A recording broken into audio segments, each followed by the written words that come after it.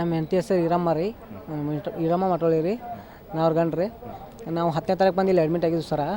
ಇವರ ಟ್ರೀಟ್ಮೆಂಟ್ ಕೊಡ್ತೀರಿ ಸಿಜ್ರಿನ್ ಮಾಡೋದು ನಾವು ಅನ್ನೋದಿದ್ದು ರೀ. ಡಿಸೆಂಟ್ರಿ ಕಮ್ಮಲ್ಲಿ ಸಿಜ್ರಿನ್ ಮಾಡ್ತಾವೆ ಅನ್ಕೊಂತ ಹೋಗ್ರಿ.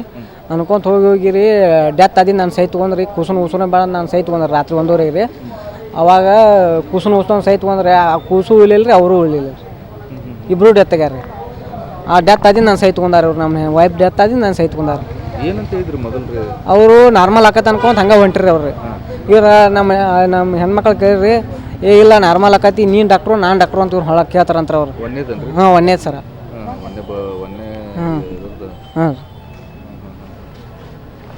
ಅಲ್ಲ, ಅದಕ್ಕಿಂತ ಮುಂಚೆ ನಿಮಗೆ ಟ್ರೀಟ್ಮೆಂಟ್ ಕೊಡುವಾಗ ಏನು ಯಾವುದು ಮಾಹಿತಿ ಕೊಟ್ಟರು? ಏನು ಕೊಟ್ಟಿಲ್ಲ ಸರ. ಅವ್ರು ಟ್ರೀಟ್ಮೆಂಟ್ ಕೊಡಕ್ಕಂತ ಹಂಗೆ ಮಾಡತ್ತಾರ ರೀ. ಲಾಸ್ಟಿಗೆ ಹಿಂಗೆ ಮಾಡ್ಯಾರ ನೋಡಿ ಸರ್. ಏನು ಮತ್ತು ಯಾರೋ ಡಾಕ್ಟರ್ ಬಂದು ನಿಮ್ಗೆ ಏನಾರು ಮಾತಾಡ್ಯಾರನ್ರಿ? ಅವ್ರು ಹೇಳ್ತಾರೆ ರೀ, ನಾವು ಟ್ರೀಟ್ಮೆಂಟ್ ಕೊಡೋದಿದ್ದು ನಾ ಹಿಂಗಾಗೈತೆ ಅಂತಾರೆ ರೀ ಅವ್ರು.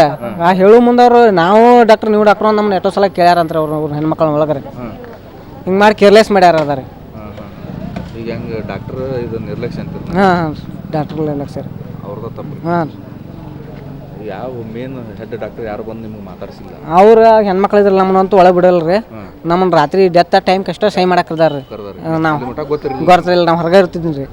ಅವ್ರೇನು ಒಳಗೆ ಬಿಡ್ತಿರ್ಕಲ್ಲ ನಮ್ಮನ್ರಿ, ಅಲ್ಲಿ ಹೋಗ್ಬಾರ್ದು ಅಂತಾರೆ ಅವ್ರು. ಹ್ಞೂ.